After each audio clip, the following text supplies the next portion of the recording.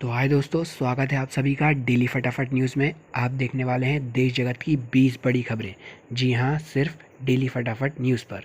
तो आइए चलिए देखते हैं दिन भर की देश जगत की 20 बड़ी खबरें। मध्य प्रदेश व्यापम रिक्रूटमेंट 2020, 2150 पदों के लिए आवेदन प्रक्रिया शुरू। 40 वर्ष तक के उम्मीदवार कर सकते हैं अप्लाई। खबर हाथरस केस से है। हाईकोर्ट में हाथरस के डीएम ने कहा कि पीड़िता का रात को अंतिम संस्कार करने का फैसला स्थानीय प्रशासन का था। ऊपर से रात में अंतिम संस्कार को लेकर कोई निर्देश नहीं था। कानून व्यवस्था बिगड़ने की आशंका के चलते रात में अंतिम संस्कार का फैसला लिया गया। आपको बता दें कि सिद्धार्थ शुक्ला, रश्मि देसाई और शहनाज गिल जल्दी कलर्स टीवी के शो शानदार रविवार में नजर आने वाले हैं। शानदार रविवार एक कॉमेडी शो भी होगा जिसे हर रविवार को प्रसारित किया जाएगा। इस शो को भारती सिंह और मनीष पॉल होस्ट करने वाले हैं। इस शो में सिद्धार्थ शुक्ला, रश्मि देसाई और शहनाज गिल तीनों ही भारती सिंह के इस शो में मेहमान बनकर जाएंगे। ऐसे में कहना गलत नहीं होगा कि बिग बॉस 13 की सभी यादें एक बार फिर से ताज़ा हो जाएंगी। जहां सभी लोग मुंबई ग्रिड फेल होने पर मीम्स बना रहे हैं, मजाक कर रहे हैं और अपना गुस्सा जाहिर कर रहे हैं, सोनू सूद ने इस पर लिखा, मुंबई में 2 घंटे से बिजली नहीं तो पूरे देश को पता चल गया। लेकिन आज भी देश में ऐसे बहुत से घर हैं जिन्हें 2 घंटों के लिए भी बिजली नहीं मिलती, इसलिए कृपया धैर्य रखें। सीबीएसई एक बार फिर 10वीं और 12वीं का सिलेबस कम करेगा। बोर्ड की माने तो सिलेबस में और 20% की कटौती की जाएगी। इससे पहले जुलाई में सिलेबस 30% कम किया जा चुका है। बोर्ड अब 10वीं और 12वीं बोर्ड परीक्षा 2021 में कुल 50% सिलेबस में कटौती करने पर विचार कर रहा है। मध्य प्रदेश में कांग्रेस नेता दिनेश गुर्जर मुख्यमंत्री शिवराज सिंह चौहान पर निशाना साधते हुए विवादित बयान दिया है। उन्होंने एक तरफ पूर्व मुख्यमंत्री कमलनाथ को भारत का दूसरा सबसे बड़ा उद्योगपति बताया तो शिवराज सिंह चौहान को भूखे नंगे परिवार का पता डाला। हालांकि शिवराज सिंह चौहान ने इसे अपने लिए हथियार बना लिया और कहा कि वह भूखे नंगे परिवार से हैं, इसलिए गरीबों का दुख दर्द समझते हैं।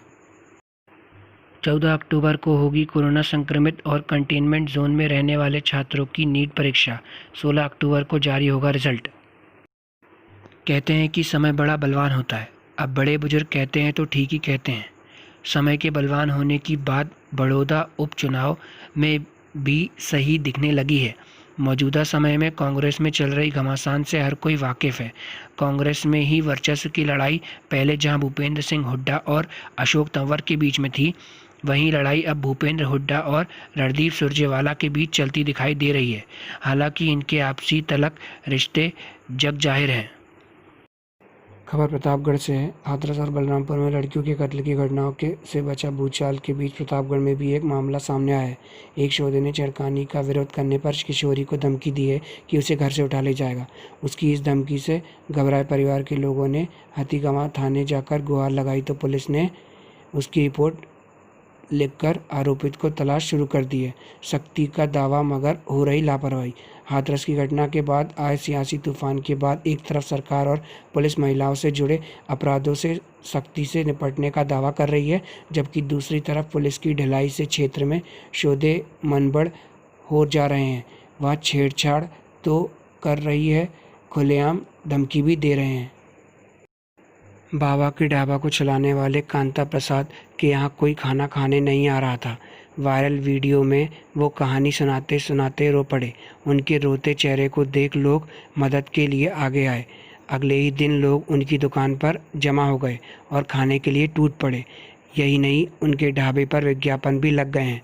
बाबा का ढाबा जोमेटो में भी लिस्टेड कर दिया गया है। एक हफ्ते में बाबा का ढाबा चमचमाता नज़र आ रहा है। इस पर आईएएस अफसर अवनीश शरण ने रिएक्ट किया है। आईएएस अफसर अवनीश शरण ने तस्वीर शेयर करते हुए कैप्शन में लिखा, बदला हुआ बाबा का ढाबा, सब दिख रहे हैं, बस बाबा नहीं दिख रहे। पहले इस ढाबे की तस्वीर कुछ अलग ही थी। यहाँ आसपास कोई विज्ञापन नहीं लगा था। अब कई कंपनियां ने विज्ञापन लगा दिए हैं। उनकी ढाबे के पास ही कईयों ने अपनी दुकान खोल ली है। तानाशाह किम जोंग उन ने अपनी तरफ से दुर्लभ घटना में देश की जनता से माफ़ी मांगी है। इस दौरान उनकी आंखों में आंसू आ गए और जनता के सामने ही उन्हें पोंछते देखा गया। तानाशाह ने कहा कि वह कोरोना महामारी के दौरान अपनी जनता के साथ खड़े नहीं रह सके। 12वीं क्लास के छात्र ने दी थी धोनी की बेटी को धमकी, पुलिस ने किया गिरफ्तार।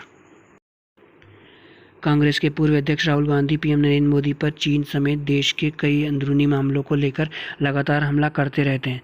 हाल ही में उनके एक रैली को संबोधित करते हुए कहा था कि अगर उनकी सरकार होती तो 15 मिनट में चीन के सैनिकों को खदेड़ देते।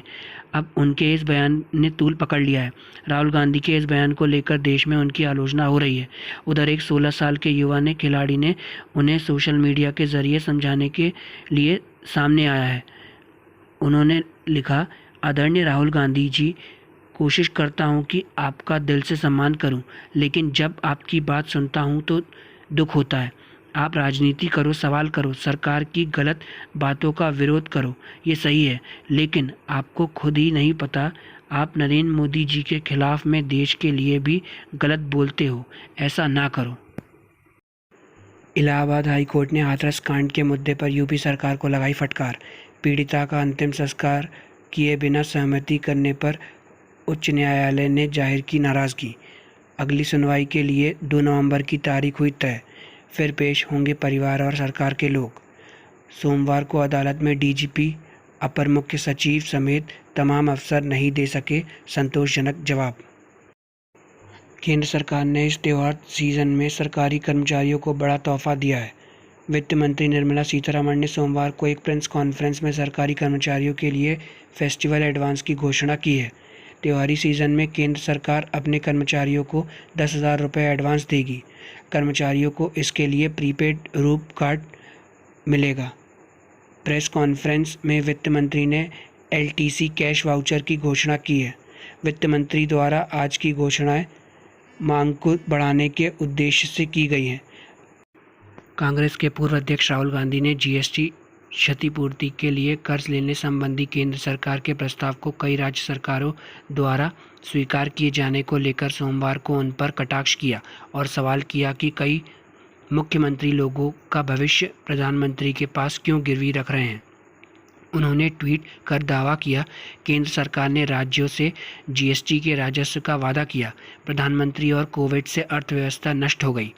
प्रधानमंत्री ने कॉरपोरेट को 1 लाख करोड़ लगभग रुपए की कर रियायत दी और अपने लिए 8,400 करोड़ रुपए के 2 विमान खरीदे। कांग्रेस नेता ने कहा, केंद्र के पास राज्यों को देने के लिए पैसा नहीं है। वित्त मंत्री कहते हैं, कर्ज लो। आप लोगों के मुख्यमंत्री आपके भविष्य को प्रधानमंत्री के पास गिरवी क्यों रख रहे हैं। बीजेपी का चिराग पासवान को साफ संकेत, हमें दोस्ताना संघर्ष मंजूर नहीं। दिल्ली में मानव तस्करों से बचकर भाग निकली एक 17 साल की लड़की हाथरस बस स्टैंड पर शनिवार देर रात परेशान हाल में दिखी तो लोगों ने पुलिस को सूचना दी। पुलिस उसे कोतवाली ले गई और सनसनीखेज खुलासे किए। उसने बताया कि वह 3 दिन से पैदल चल रही है और 200 किलोमीटर की दूरी तय कर हाथरस पहुंच गई है। मध्य प्रदेश के जिला मंडला के ग्राम तोगले की रहने वाली है लड़की। जांच में जुटी पुलिस। खबर ग्वालियर से है। हवाई पट्टी जा रहे मुख्यमंत्री शिवराज सिंह चौहान के वाहन के सामने एक जीन्स टी शर्ट पहने युवती के सामने आते ही सुरक्षाकर्मी सख्ती में आ गए। समय गंवाए बिना सुरक्षाकर्मी वाहन को अपने घेरे में लेते हुए युवती को हटाने लगे। हालांकि युवती को परेशान देख मुख्यमंत्री ने वाहन के पास बुलाया और उसकी समस्या को सुनने के साथ ही सरकार के द्वारा समस्या का निदान करने का भरोसा भी दिया है। आईपीएल का 28वां मैच आरसीबी और केकेआर के बीच खेला गया। वहीं पहली बैटिंग करने उतरी आरसीबी ने 194 रन 2 विकेट पर बनाए। वहीं केकेआर ने दूसरी पारी में 112 रन बना पाई 9 विकेट पर। आरसीबी ने 82 रन से मैच जीत लिया। तो अगर ये वीडियो अच्छी लगी हो तो लाइक, शेयर और सब्सक्राइब ज़रूर करें। धन्यवाद।